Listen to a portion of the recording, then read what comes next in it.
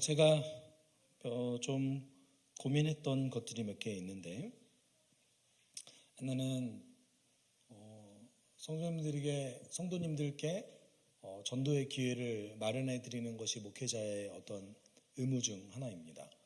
그래서 우리의 어떤 은사가 있는 자가 전도를 하는 것이 아니라 주의 도를 전해서 우리를 통해서 누군가가 예수를 믿게 하는 것이 우리의 사명이기 때문에 좀 필요하다라는 생각이 들고, 그래서 제가 고민했던 것은 절기에 복음을 전해야겠다라는 생각을 좀 했습니다. 그래서 중요한 절기들이 있죠. 그렇지만 제가 생각하는 한국교회에 그래도 좀 의미 있게 보낼 수 있는 중요한 절기는 부활절, 추수감사절, 성탄절이 아무래도 시기적으로 괜찮지 않을까 싶습니다. 그래서 되도록이면 저는 앞으로 계속해서 절기 때마다 복음을 전하려고 합니다. 여러분 그때 여러분의 전도 대상자, 그리고 여러분이 누군가 믿고자 원하는 인격적인 관계를 계속해서 전도하기 위해서 맺는 분이 계시다면 그 시간에 초대를 하시면 더 유익하지 않을까 생각이 듭니다. 여러분 요 근래 되게 유행하는 드라마 있죠? 혹시 요 근래 보시는 드라마 있으십니까? 네, 다 폭삭수고수다 보시는군요. 네, 저는 아직 다 보지는 못했습니다. 네, 제가 이제 사경에 준비해서 이거 시작하면은 준비를 못할 것 같은데 라는 그 위기감이 들어서 제가 멈췄어요. 못 보겠다, 이거 안 되겠다. 근데 이제 여러분 그거 보시면서 아예 시작을 안 하는 중간에 이제 난 재미없어 안 볼래라는 분은 계셔도 보면서 아예 눈물을 안 흘리시는 분이 없다고 얘기하시더라고요. 맞나요? 네. 근데 그 드라마가 엄청 슬퍼서 보셨나요? 아니면 너무 자극적이어서, 너무 감동적이어서 눈물을 흘리셨나요? 제가 그 드라마의 리뷰를 보니까 지나치게 슬픈 내용도 아니고 또 지나치게 자극적인 억지로 짜내려고 했던 내용이 아님에도 불구하고 그 드라마 보면서 어느 순간 눈물을 흘리고 있는 자신을 발견하게 된다라고 얘기하더라고요. 여러분 그 이유를 어떻게 우리는 찾을 수 있을까요? 어떤 의미에서는 그 드라마를 보면서 우리의 과거를 회상해서 나와 좀 비교해, 나도 비슷한 경험을 했는데 라고 비교하면서 그런 경험을 할 수도 있고요. 또는 어떨 때는 인생의 소중한 순간들과 의미에 대해서 고민하면서 아마 눈물을 흘리시는 분들도 계시지 않을까 싶습니다. 여러분, 우리는 그냥 흘러 지나가다 보면 삶의 의미에 대해서 그렇게 깊게 고민하지 않고 지나가죠. 그렇지 않습니까? 요즘 더 그런 것 같아요. 너무 바쁜 일상을 살아가는 현대인들에게 해야 될 것, 하고 싶은 것들이 너무 많습니다. 그리고 우리 가운데 소개되는 어떤 것들이 계속해서 바뀌어요. 계속해서 바뀌죠. 여러분 트렌드가 계속 바뀌는 거 아세요? 한 1, 2년 전에는 모든 컨텐츠들이 좀 자극적이었어요. 굉장히 자극적이었어요. 그래서 우리가 도파민에 허우적거려서 산다, 도파민 중독돼서 살아간다 이렇게 얘기를 하죠. 너무 자극적이니까 컨텐츠들이. 근데 요 근래 컨텐츠들의 성향들이 좀 바뀌고 있는 거 아십니까? 심심한 컨텐츠로 바뀌고 있어요. 공백이 많은, 여백이 많은 컨텐츠로 바뀌고 있어요. 왜냐하면 이제 사람들이 거기에 소비하는 게 너무 이제 피로감을 느끼니까 조금은 이제 심심한 컨텐츠 또는 의미를 찾을 수 있는 거로 바뀌어가고 있는 거죠. 그러니까 작용이 있으면 반작용이 있는 거예요. 드라마 얘기를 하니까 제가 최근 봤던 제가 드라마를 다 볼 시간이 없어서 리뷰만 봐요. 어떤 트렌드가 요새 저기 하는지 보기 위해서. 근데 이제 비슷한 종류의 드라마 중에 하나가 이제 사막의 왕이라는 드라마, 혹시 아무도 못 보셨을 거예요. 보셨어요? 네네. 거기에 한 그 취업한 취준생이 있는데 맨날 가자마자 모든 업무가 이거예요. 동그라미 그리기, 세모 그리기, 아무 의미 없는 행동을 계속해서 반복하는 거예요. 근데 대신 연봉은 많아요. 규영진이 혹시 그 터닝도어 위쪽으로 좀 올려주시겠어요? 네. 아무런 의미 없이 행동을 하는데 정말 하루 일과 전체가 의미 없는 행동이에요. 네, 의미 없는 행동인데 연봉이 많은 거죠. 그리고 그 안에서 의미를 상실해가고 사람의 어떤 인격이 상실되어져 가는 그 모습들을 그리고 있어요. 그리고 그 가운데서 정말 우리 삶의 중요한 의미는 무엇인가를 던지고 있는 드라마인 것 같더라고요. 여러분, 현대사회는 의미를 상실해가는 시대입니다. 그리고 정말로 많은 과학자들과 정말로 많은 철학자들이 인생에는 의미가 없다고 얘기합니다. 의미는 내가 만들어가는 것이다 라고 얘기하고 있습니다. 그리고 또 어떤 뇌과학자들이 주장하는 바는 어떠냐면 삶의 의미에 대해서 이거는 어떤 현상과 어떤 대상에 대해서 내가 그 순간에 느끼는 것을 내가 의미라고 받아들인다. 단지 뇌에서 분비되는 화학적 반응에 불과하다 라고 주장합니다. 그래서 하버드 과학자들이 뭐라고 얘기하냐면 과거 20세기에는 우리가 추구해야 될 것들이 있었잖아요. 사랑, 정의. 그런 20세기에는 모든 사람들이 추구해야 될 것들이 있다고 생각했는데 그것을 하지 못하는 것 때문에 절망했대요. 20세기는. 그래서 20세기는 절망의 시대였다. 왜냐하면 의미를 추구했음에도 불구하고 현실적으로 해내지 못했기 때문이다 라고 얘기해요. 왜냐하면 너무 전쟁이 많았잖아요. 20세기에. 1차, 2차 세계대전, 그리고 세계대전 이후에도 한국전쟁이 있었죠. 한국전쟁 끝난 다음에 베트남 전쟁이 있었죠. 이념적으로 계속 대결하고 있죠. 사람들은 계속 그 권력 이데올로기 때문에 죽어가고 있죠. 근데 21세기를 뭐라고 얘기하냐면 이제 우리는 해내지 못할 의미에 사로잡힌 것이 아니라 그 의미에서 해방된 삶을 살아가고 있다. 무슨 얘기예요? 의미는 없다. 삶의 의미는 없다. 그냥 내가 만들어내는 것뿐이다. 이렇게 얘기하고 있습니다. 여러분, 그럼에도 불구하고 현대 과학이 만들어낸 어떤 결과물들, 연구물들에는 어떤 창조의 흔적이라고 볼 수 있을 만한 것들이 생각보다 많이 있습니다. 예를 들어 보면 여러분, 인간은 항상 긍정적인 에너지를 얻었을 때 긍정적인 삶으로 살아갈 수 있어요. 이게 연구 결과예요. 내가 부정적인 생각을 많이 하는 것보다 그래도 조금 억지로라도 긍정적으로 생각하는 것이 내 삶에 더 유익하다. 이거 다 알고 있는 사실이죠. 그렇죠? 다 알고 있는 사실이에요. 연구되어졌어요. 그럼에도 불구하고 삶에 의미가 없대요. 왜냐면 설계됐다는 뜻이거든요. 우리가. 잘 생각해 보시면 동물과 인간의 차이점이 무엇입니까? 우리가 만약에 동물처럼 살아간다고 해봐요. 양육강식이에요. 강한 자가 모든 것을 가질 수 있는 그 시대를 살아간다고 하면 우리 인간의 정신은 파괴될 거예요.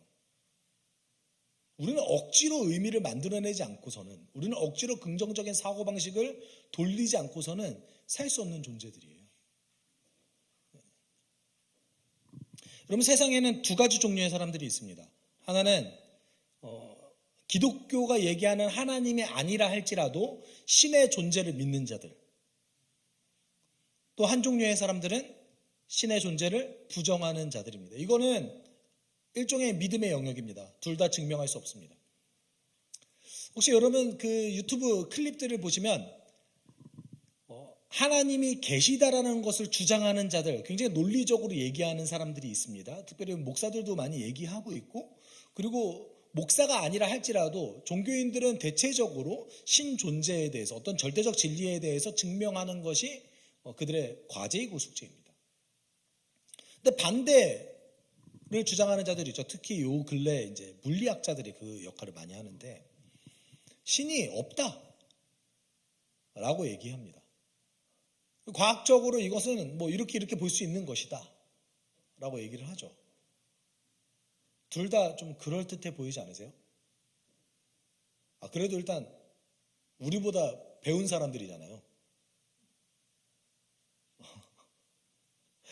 아닌가요? 우리보다 배운 사람들이 많잖아요. 하버드 나오고 굉장히 배운 사람들이 그렇게 얘기를 하잖아요. 제가 봤을 때 인류에 되게 큰 영향을 줬음에도 불구하고 신이 없다라고 주장했던 사람? 제가 볼 때는 시작이 아마 칸트 정도이지 않을까. 칸트는 신존재를 증명할 수 없다라고 얘기해서 사실상 없다고 얘기했어요. 근데 재밌는 거는 그 칸트가 루소라는 철학자를 되게 좋아했거든요. 그래서 칸트가 원래는 맨날 똑같은 시기에 산책을 했대요. 유일하게 인생에서 두세 번 정도 산책을 안 했대요. 그때가 언제냐면 루소의 책이 출판된 날. 네. 루소의 책이 출판된 날. 루소가 굉장히 교육에 영향을 많이 미친 사람인데 그 사람은 어떻게 얘기했냐면 우리는 존중받아 마땅할 가치를 가지고 있다 라고 얘기했어요. 그래서 그 사람에게 맞게 교육을 해야 사람이 굉장히 좋은 사람으로 성장할 수 있다라고 얘기했던 사람이 루소였습니다. 좋은 말이죠. 그렇죠? 저는 신이 없다고 주장하는 사람들이 이걸 받아들이는 게 이해가 안 가요. 왜 그럴까요? 신이 없다고 주장하려면 우리가 세포에서부터 시작됐다고 얘기를 하려면 우리 존재는 가치가 없어요. 의미가 없어요. 우리는 세포에 불과해요. 의미는 필요에 의해서 만들어냈을 뿐이에요. 이것이 이제 신이 없다고 주장하는 자들의 어떤 논리입니다. 근데 생각보다 많은 분들이 어떤 보면 이 세계의 과학 또는 이 세계의 모든 학문은 무신론자들이 지배하는 것 같아요. 제가 봐도 그렇습니다. 근데 저는 여기서 굉장히 큰 논리적 모순을 발견하게 되는데 여러분 과학의 영역을 보면 잘 생각해 보시면 신이 없다고 얘기하잖아요. 되게 신이 있다고 얘기하는 과학자 이상한 사람 되잖아요. 그렇죠? 근데 인권이 없다고 얘기하는 사람 아무도 없어요. 인권이라는 건 뭐죠? 인간이 날 때부터 갖고 있는 기본적인 권리, 자연권이라고 얘기하죠. 그거 우리 다른 얘기로 하면 천부인권 사상이라고 그래요. 근데 인간이 진화됐는데 무슨 인권이 있어요? 그렇죠? 인권이 없어요 원래. 그렇게 주장하려면. 그럼에도 불구하고 그들이 인권이 없다고 얘기할 수 없는 거예요. 현대사회는 굉장히 논리적으로 보이는데 논리적 모순들이 계속 등장합니다. 왜냐면 모든 우리가 살아가고 있는 그런 경제 체제 또는 사회과학 체제, 정치 체제는 인간의 권리를 어떻게 보느냐에서부터 시작하거든요. 여러분 전 세계 모든 헌법 조문에는 인간의 권리를 얘기하고 있습니다. 모든 헌법 조문에는 심지어 독재자들이 운영하는 그 나라조차도 인간의 권리에 대해서 얘기하고 있어요. 그럼에도 불구하고 인간의 권리가 없다는 사람이 그 세계를 살아가고 있죠. 여러분 우리는 되게 모순적인 사회를 살아가고 있는 것 같아요. 인권은 어떤 경우에도 부정할 수 없다라고 주장하는 과학자들이 이 땅에서 살아가고 있습니다. 근데 그 과학자들이 인간은 가치가 없다, 의미가 없다라고 얘기합니다. 우리 되게 모순적인 삶을 살아가고 있죠. 근데 어떤 분들은 또 이렇게 얘기하기도 합니다. 여러분 바쁘시잖아요. 그렇죠? 안 바쁘세요? 바쁘시잖아요. 바쁜 삶의 일상을 살아가는데 삶의 의미가 도대체 뭐가 중요하냐? 그런 거 내가 생각할 틈이 없다. 여기 우리 그리스도인들도 대부분 그런 생각 좀 하시죠? 그래서 제가 그 풍성한 삶으로의 초대 이해를 하면 하나님 우리에게 두 가지를 주신다고 얘기하셨어요. 하나는 무조건적인 사랑을 우리에게 주세요. 조건 없는 사랑을 우리에게 주십니다. 여기엔 굉장히 큰 은혜를 받으시고 그리고 본인도 내가 조건 없는 사랑, 하나님께서 주시는 사랑이 나를 살아나게끔 합니다. 위로를 줍니다. 평화를 줍니다. 라고 고백하시는 분들이 많으세요. 근데 삶의 의미는 잘 모르겠어요. 라고 말씀하시는 분들이 많으세요. 우리 잘 고민하지 않거든요. 여러분의 삶에는 도대체 무슨 의미가 있습니까? 하나님이 여러분을 왜 사랑하셨습니까? 어떤 인생을 살아가게 하려고 우리를 부르셨습니까? 잘 고민 안 하죠, 우리. 잘 고민 안 합니다. 여러분, 삶의 의미는 만들어내는 겁니까? 발견하는 겁니까? 어떤 것 같으세요?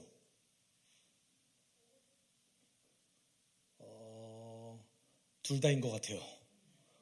그쵸? 우리가 좀 정답을 찾을 수 없으면 둘 다인 것 같아요. 라고 얘기하죠. 근데 여러분, 삶의 의미는 스스로 만들어낼 수 없습니다. 왜냐하면 인간의 모든 지식은 비교하는 것에서 나옵니다. 인간의 모든 지식은 어디서 나온다고요? 비교하는 것에서 나와요. 그런데 여러분, 인간의 비교하는 능력이 좀 많이 망가졌어요. 네. 예레미야 17장 9절에 보면 하나님께서 우리의 마음에 대해서 이렇게 평가하고 계세요. 만물보다 더 거짓되고 아주 썩은 것이 사람의 마음이니 그 속을 누가 알 수 있습니까? 라고 얘기하고 있습니다. 여러분, 우리의 지성은 왜곡돼 가지고 사실이 아닌 것을 사실로 받아들입니다. 특별히 저는 이제 우리의 감정이 상했을 때 이런 일들이 많이 발생하는 것 같아요. 싸울 때. 저 사람 분명 저런 의도로 나한테 그런 행동을 하지 않았는데 쟤는 분명 그런 행동을 했을 거야. 사실이 아닌 것을 사실로 받아들여서 감정이 상하죠. 이뿐 아니죠.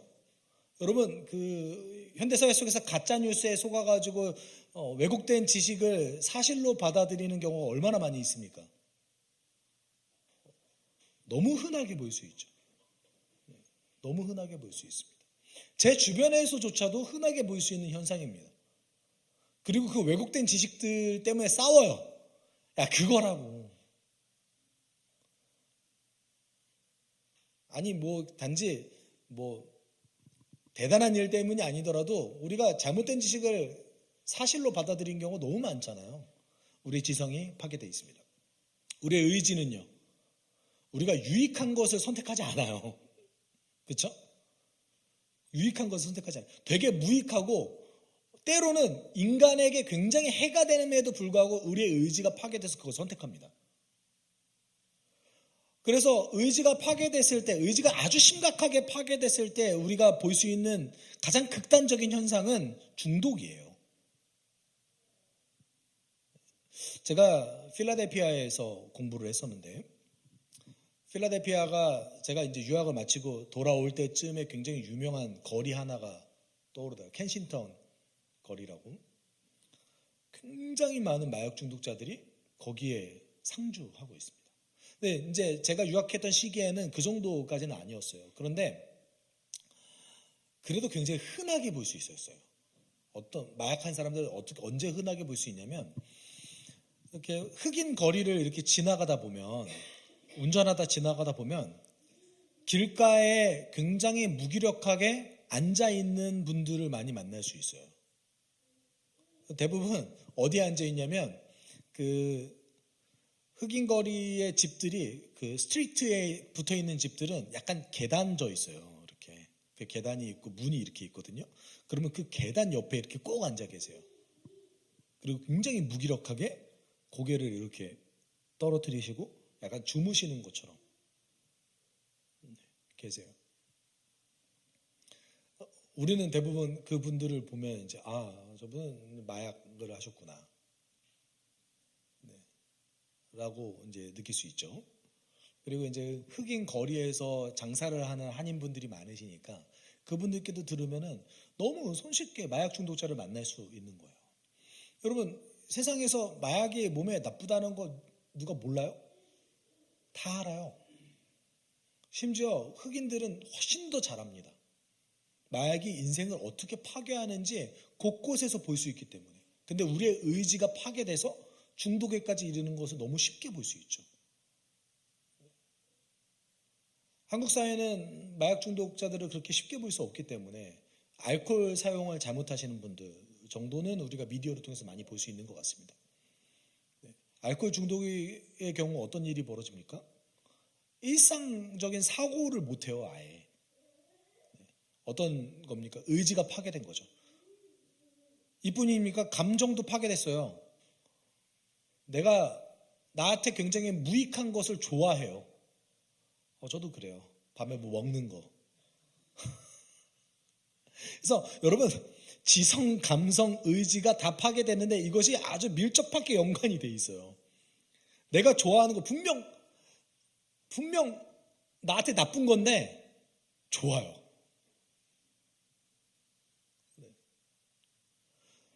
심지어 여러분 잘 생각해 보시면 젊을 때 왜 이렇게 감정적이었는지 모르겠어요. 제 20대가 너무 지나치게 감정적이었던 거예요. 저는 10대 때보다 20대가 더 감정적이었던 것 같아요. 감수성이 너무 풍부해서 안 그래 보이죠? 네. 그래서 여러분 우리의 감정도 파괴됐습니다. 제가 그 20대 젊은 자매들 만나면 가끔 이제 요청이 있어서 연애에 대해서 특강을 하거나 이렇게 얘기를 할 때 제가 부탁하는 것이 있어요. 제발 감정에 속지 마십시오. 인생이 망가집니다. 대상을 고를 때 감정에 속지 마십시오. 이렇게 말하거든요. 꼭 나쁜 애들 좋아하더라고요. 네. 여러분 물론 그냥 단지 나쁘기만 한 건 아니겠죠. 잘생겼으니까 나쁜 행동을 할 수 있는 거겠죠. 여러분 우리의 감정도 파괴됐습니다. 이렇게 지성, 정서, 의지가 파괴된 우리는 삶의 의미를 만들어낼 수 없어요. 누군가를 보면서 그거를 따라하는 거죠, 그냥. 여러분 삶의 의미는 원래는 사랑하는 것에서 발견하는 겁니다. 내가 사랑하는 것에서 모든 사람은 삶의 의미를 발견합니다. 음악을 사랑하는 사람은 음악을 하는 것의 행위를 통해서 사랑을 발견합니다. 그렇죠?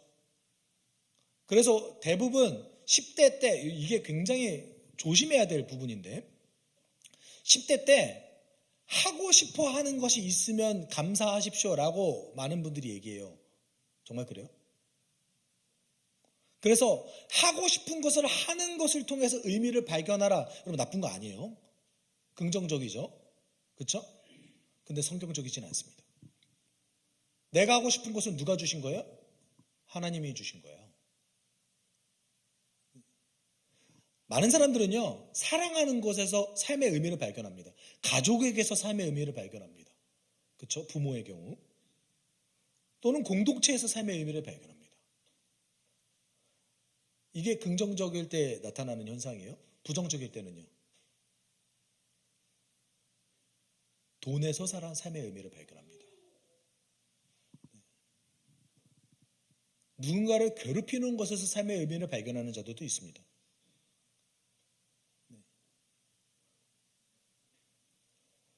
누구든지 삶의 의미는 발견하는 것인데 자기가 사랑하는 것에서 삶의 의미를 발견해요. 아마 여기에 대부분 동의하실 겁니다. 우리는 이것이 긍정적일 때 우리에게 긍정적임에도 불구하고 원래는 하나님께서 긍정적인 선물인데 이것이 부정적으로 작용할 때가 있고 완전히 부정적인 것을 사랑하는 자들도 있습니다. 제가 어떤 걸 얘기하냐면 특별히 이제 제가 청소년을 가르치는 부모에게 청소년기 학생들을 많이 다루다 보니까 조심해야 될 영역이 있는데 그 친구가 좋아하는 영역을 하는 것에서 삶의 의미를 발견하게 하면 안 돼요. 그것에 통해서 삶의 의미를 발견하는 것도 중요한데 하나님이 주신 삶의 의미를 발견해야 돼요. 왜냐하면 나중에 그러다가 그 하는 행동을 하나님보다 더 중요하게 여깁니다. 여러분 내가 원하는 것을 성취하는 것은 될 수도 있고 안 될 수도 있어요. 이 땅에서 꼭 됩니까? 아니, 오히려 하고 싶은 거를 하는 사람들이 훨씬 되게 어려워요. 훨씬 더 노력을 많이 해야 되고 훨씬 더 경쟁을 많이 해야 됩니다. 그리고 대부분 여러분 하고 싶어 하는 것들은, 청소년기에 하고 싶어 하는 것들은 대부분 좀 좋은 직업들이에요. 이해하셨죠?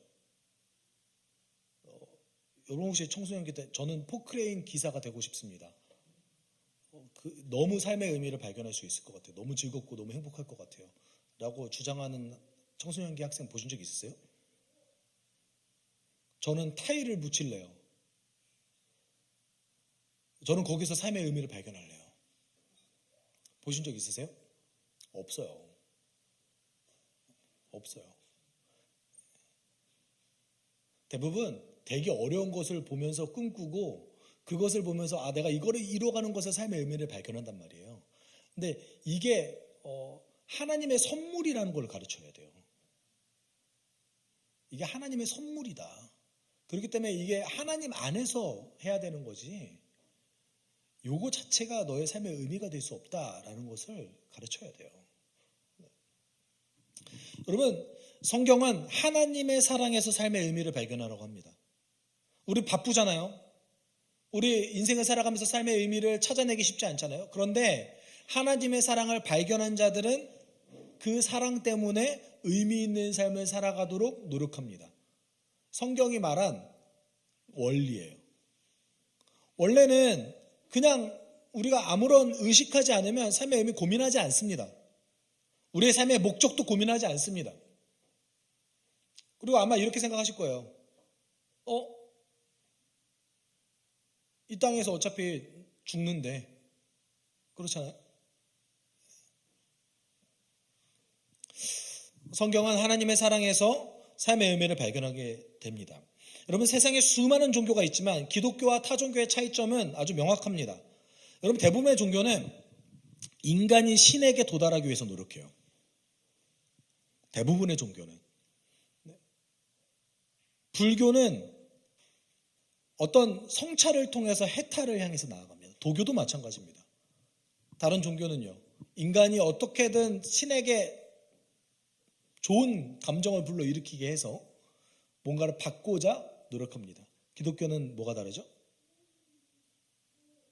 하나님이 먼저 인간에게 찾아오셨어요. 하나님이 먼저 인간을 만드셨어요. 하나님이 먼저 인간에게 주셨어요. 하나님이 먼저 이 땅 가운데 예수를 보내셨고, 하나님이 먼저 우리를 위해서 죽으셨어요. 신이 인간을 위해서 희생한, 거의 제가 볼 때 아직 찾으려고 많이 노력해요. 타종교에 혹시 이런 내용이 있는지 혹시 아직 못 찾았어요. 적어도 제가 아는 종교 중에서는 신이 인간을 위해서 희생했다는 종교를 본 적이 없어요. 여러분 보신 적 있으세요? 저한테 제보해 주세요.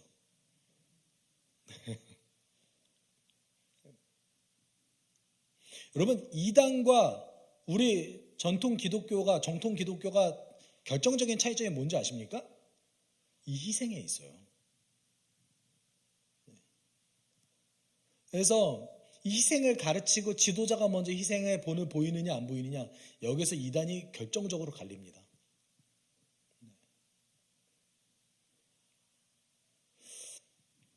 그래서 사제주의가 조금 위험한 면이 있는 거예요. 때로는 가끔 저도 그런 고민합니다. 내가 너무 교회에서 너무 권위가 없나? 그렇지만 괜찮다. 우리 예수께서도 그런 모습이셨다. 네. 우리 예수께서는 권위 없는 자처럼 계시면서 권위 있으셨잖아요. 요거를 가르치느냐 안 가르치느냐가 이단과 기독교의 차이점입니다. 하나님의 본성이시죠. 여러분, 그 안에서 우리는 사랑을 발견해요. 예수께서 제자들에게 이렇게 말씀하셨죠. 하나님께서 세상을 이처럼 사랑하셔서 외아들을 주셨으니 이는 그를 믿는 사람마다 멸망하지 않고 영생을 얻게 하려는 것이다. 여러분, 많은 사람들이 죽으면 끝인데 열심히 살아갈 필요가 뭐가 있나? 인생 즐기면 되지? 라고 여기 계신 분들은 그렇게 생각하지 않는 것 같은데 라고 생각합니다. 어차피 죽음은 끝인데 기독교는 뭐라고 얘기해요? 죽음 이후의 삶이 있다. 죽음 이후의 삶이 있다. 여러분 인간의 정신이 좀 이상한 것 같아요. 긍정적인 에너지를 억지로 불어넣어줘야 우리가 긍정적으로 살아갈 수 있잖아요. 많은 사람들이 그러잖아요. 마인드 컨트롤해서 되게 어려운 상황인데 억지로라도 그래 좋은 일 발견하게 하고. 그렇죠? 왜 그럴까요? 하나님이 우리의 삶에 법칙을 만드셨기 때문에 그래요. 하나님이 우리 삶에 어떻게 살아가라는 매뉴얼을 만들어 놓았어요. 왜냐하면 하나님께서 우리를 만드셨으니까. 근데 이 매뉴얼을 우리가 벗어나는 삶을 살아가면은 어떻게 될까요? 삶의 부정적인 요소가 점점 더 늘어나는 거죠. 근데 이것이 쉽지 않은 이유는 뭐예요? 우리의 마음이 파괴됐기 때문에 그래요.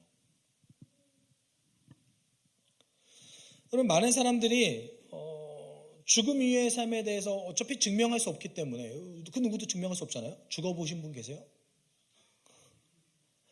기록할 수가 없잖아요. 죽음 이후의 삶에 대해서. 그러니까 굉장히 아주 신비적이라고 생각하고 이건 절대 증명할 수 없는 부분이다. 그렇기 때문에 우리 어차피 죽으면 끝 아니냐 라고 생각합니다. 그리고 대체적으로 그렇게 믿습니다. 근데 저는 세상을 바라보면서 어떻게 생각하냐면 하나님께서 만들어주신 법칙이 적용되고 있는 것들을 너무 많이 봅니다. 특히 성경에 기록된 인간에 대한 내용들, 인간은 내가 이것을 위해서 만들었다. 너에게는 이런 의미가 있다. 라고 발견되는 많은 것들을 우리가 잊어버리거나 그것을 왜곡하거나 또는 그대로 살아가지 않았을 때 우리 가운데 오는 어떤 부정적인 요소들을 너무 많이 발견하게 됩니다. 우리 타고난 것들이 있잖아요. 그렇죠? 자녀를 키우면은 같은 뱃속에서 나오는데 왜 이렇게 다른지 모르잖아요. 그 타고난 것들은 뭐 얘를 제가 훈련시키지도 않았는데 그냥 좋아하는 것들이 있어요. 예를 들면 저는 저와 제 아내는 봄이에게 되도록이면 핑크색 옷을 잘 안 입혔어요. 저희가 핑크색을 그렇게 크게 좋아하지 않아서 남색 또는 검은색 이런 종류의 옷을 입혔거든요. 근데 핑크색을 처음부터 찾아요. 그냥 아기 때부터. 이게 여러분 과학적으로 증명됐습니다.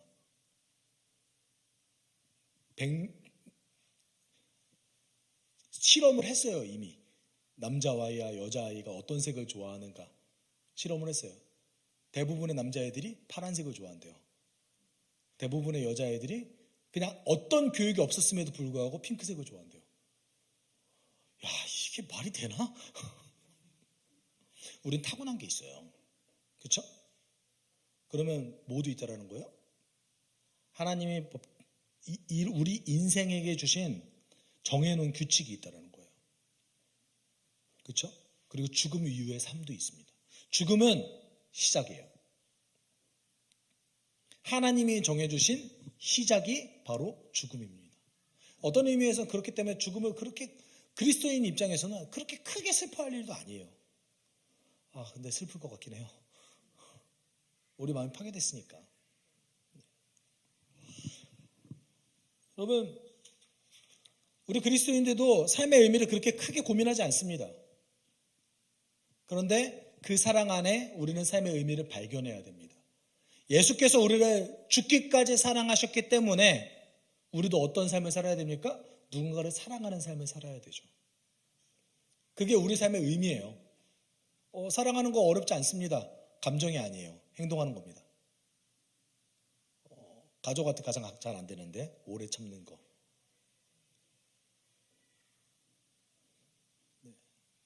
온유한 거 잘 안 되죠. 그렇지만 하는 겁니다. 요한복음 13장 34절 35절은 우리에게 이렇게 권면하고 있죠. 같이 읽어볼까요? 이제 나는 너희에게 새 계명을 준다. 서로 사랑하여라. 내가 너희를 사랑한 것 같이 너희도 서로 사랑하여라. 너희가 서로 사랑하면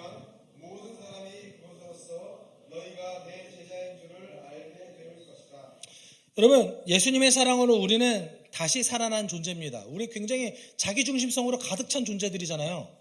그렇죠? 근데 여기 계신 대부분의 사람들이 자기중심성이 내가 사랑하는 것을 파괴한다는 걸 알아요. 아니에요? 그렇죠? 나 중심적으로 자녀를 기르면 아이가 파괴됩니다. 자기중심적인 이기심 때문에 가족을 파괴할 수도 있습니다. 공동체도 파괴합니다. 근데 동시에 반대로 우리는 모순적이게 가족이 소중하다는 걸 알고 공동체가 소중하다는 걸 알아요. 그리고 내가 이기적으로 행동하면 여기에 부정적이라는 것도 알아요. 근데 이기적으로 행동해요, 우리는. 왜요? 내가 더 중요해서.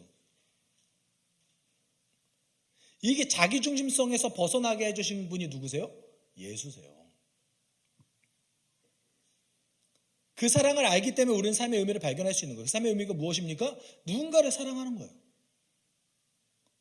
누군가를 사랑해서 그 사람이 잘 되기를, 그 사람이 점점 더 성장하기를, 나의 사랑을 통해서 그 사람들이 예수와 함께 동행할 수 있기를 소망하는 거예요.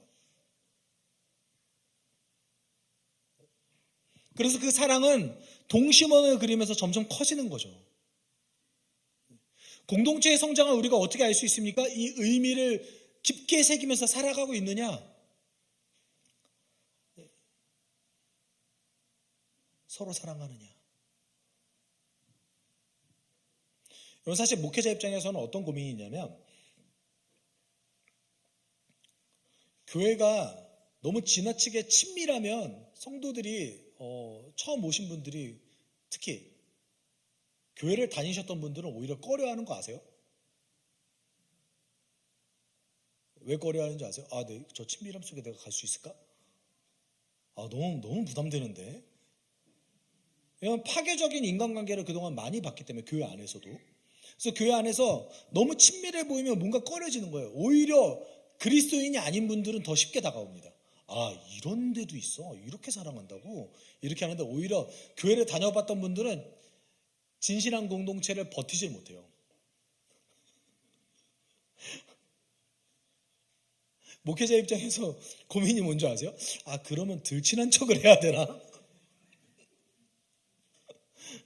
주일날에는 좀 들친한 척을 해야 되나?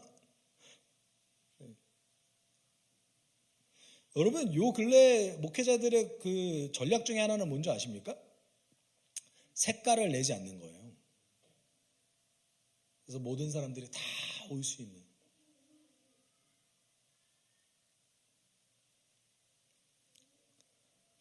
근데 우리 공동체의 의미가 뭡니까? 하나님 우리 공동체 왜 부르셨어요? 사랑하라고 부르셨잖아요. 재밌는 현상이에요. 예수를 안 믿는 분들은 관심을 가지면 고마워하는데, 예수를 믿는 분들은 관심을 가지면 부담스러워해요. 이것이 우리가 갖고 있는 어떤 모순 중에 하나예요. 왜냐하면 우리는 생각보다 그리스도인으로서의 의미를 그렇게 크게 고민하지 않습니다. 공동체의 목적에 대해서 생각보다 그렇게 크게 고민하지 않는다는 사실이에요. 그리고 그것을 위해서 훈련되지 않았어요. 여러분, 요한 3서 1장 2절에 사도 요한의 태도를 우리는 좀 본받을 필요성이 있습니다. 같이 읽어볼까요? 사랑하는 자여, 내 영혼이 잘된 같이 내가 범사에 잘되고 강건하기를 내가 간구하노라. 여러분, 우리 잠시 아무 말도 없이 우리 옆 사람을 잠깐 이렇게 볼까요? 앞 사람도 돼요. 뒷사람, 네. 화장 안 해서 보기 싫으시면 뭐 어쩔 수 없는데, 네. 약간 혹시 옆 사람의 얼굴이 웃기세요? 보면은 자연스럽게 웃음이 나오죠. 네.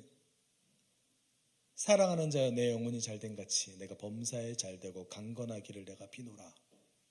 여러분, 이게 우리의 삶의 목적입니다. 이거 상실하면 우리가 이렇게 부름받은 이유가 없어요. 사도 요한은 언제나 성도들을 대할 때마다 사랑하는 자여, 내 영혼이 잘된 같이 내가 범사에 잘되고 강건하기를 내가 원하노라. 그 사람의 가치가, 하나님께서 만들어주셨던 그 사람의 가치가 극대화되기를 고민하는 것, 이 사람이 더 가치 있는 존재가 되기를 바라는 것, 이것이 우리의 삶의 어떤 목적이고 의미입니다. 왜냐하면 우린 가족이니까요. 그럼 우리 같이 기도했으면 좋겠어요. 여러분, 하나님께서는 우리를 만드셨기 때문에 우리의 의미와 목적지에 대해서 이미 만들어 놓으셨습니다. 그것을 우리가 발견하는 것입니다. 어디에서요? 예수 그리스도의 사랑을 통해서 그 삶의 의미를 발견하는 것이죠. 우리가 그 삶의 의미를 발견해서 그대로 살아가는 그것이 우리 삶에 유익합니다. 여러분, 이 공동체 안에 사랑이 있게 해주십시오. 사도 요한이 사랑하는 자여 내 영혼이 잘된 같이 내가 범사에 잘되고 건강하며 강건하기를 내가 원하노라. 내 옆에 있는 사람이, 내 앞에 있는 사람이, 우리 함께 있는 공동체가 주님 안에서 강건하게 소망합니다. 더 가치 있는 존재로 내가 섬길 수 있게 소망합니다. 우리가 이렇게 함께 기도하도록 합시다.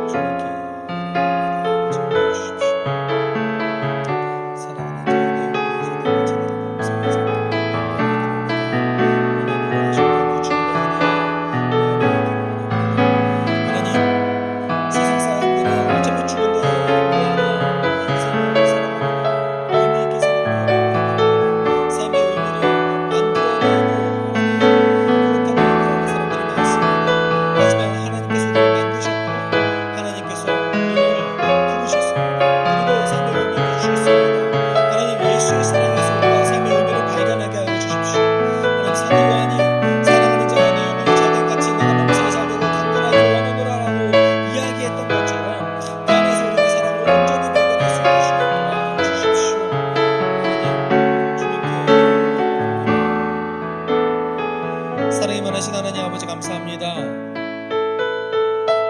예수의 부활을 기념하는 이 날에 우리가 사랑 안에서 발견할 수 있는 삶의 의미를 나눴습니다. 하나님, 주님께서 우리에게 주셨던 삶의 의미와 목적을 가지고 우리가 살아가게 하여 주십시오. 내 삶이 너무나 의미가 있고 가치가 있다는 것을 알게 된다면 우리는 더 행복한 삶을 살아갈 수 있고 풍성한 삶을 살아갈 수 있을 거라 믿습니다. 우리 인도해 주시고 주 안에서 가치 있는 삶, 내 주변의 사람들을 더 가치 있고 더 소중한 존재로 만들어 나갈 수 있는 그런 사랑이 가득한 삶 살아내게 하여 주십시오. 그것을 위해서 노력하게 하여 주십시오. 모든 것 감사드리며 거룩하신 예수 그리스도의 이름으로 기도드립니다. 아멘. 주 예수 그리스도의 은혜와 하나님의 사랑과 성령의 교통하심이 그리스도의 사랑 안에서 삶의 의미와 목적을 발견하길 소망하는, 그리고 그대로 살아가기를 소망하는 숲속교회 성도들 위해 그들의 한 주간의 삶 가운데 함께 있을지어다. 아멘.